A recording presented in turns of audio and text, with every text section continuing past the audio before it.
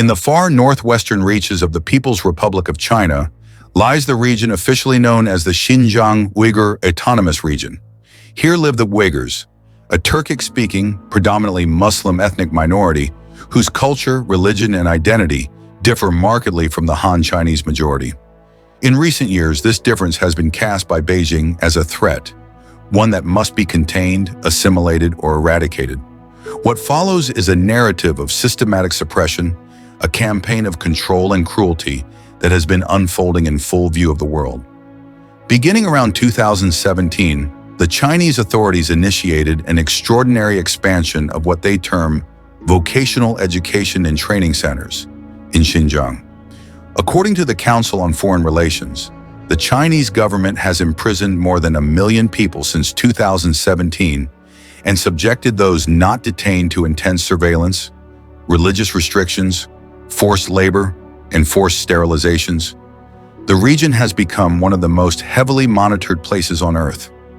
Within the walls of these facilities and under the watchful eyes of state security forces, Uyghurs have recounted stories of being held without formal charge, forced to confess ideological errors, subjected to indoctrination, and stripped of their humanity. One detainee described being restrained in a tiger chair for 72 hours, forced to urinate and defecate on himself while his cellmates watched. Such testimonies give texture to what rights organizations call crimes against humanity. Outside the camps, the life of the Uyghur population is subject to a vast system of surveillance and controls.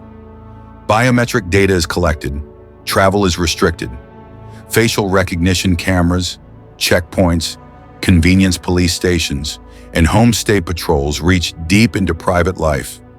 Religious practices, once commonplace, fasting during Ramadan, wearing the headscarf, or praying in a mosque, now run the risk of being labeled extremist. According to Human Rights Watch, the state has banned names for newborns with religious meaning, disallowed the wearing of beards in certain settings, restricted mosques, and required that religious education become subordinate to state ideology. In parallel, traditional Uyghur culture, language, music, dress, art, has been devalued or suppressed. The authorities have displaced or demolished mosques and shrines. Textbooks have shifted away from Uyghur to Mandarin, and cultural signals of Uyghur identity are treated as dangerous. The campaign is not simply one of counterterrorism, but of assimilation and erasure. Labor exploitation is part of the story too. Many Uyghurs have been transferred to work outside Xinjiang under coercive conditions, described by some as forced labor.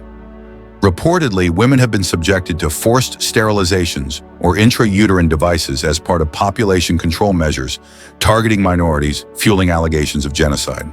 In 2021, the global community began to use the language of genocide regarding China's actions. A report from the New Lines Institute for Strategy and Policy declared that China had breached each and every act prohibited under the UN Genocide Convention. Meanwhile, Amnesty International stated the repression in Xinjiang amounts to crimes against humanity. One of the most devastating aspects is the impact on family and community life. Men are sent to camps or forced labor, women and children are separated, cultural transmission is broken. Religious educators disappear, voices of leadership are silenced, and entire generations are placed under state control. The consequences are profound. A people stripped of agency, identity, and choice. And yet the Chinese government continues to deny wrongdoing, describing these efforts as necessary counterterrorism and extremism and poverty alleviation.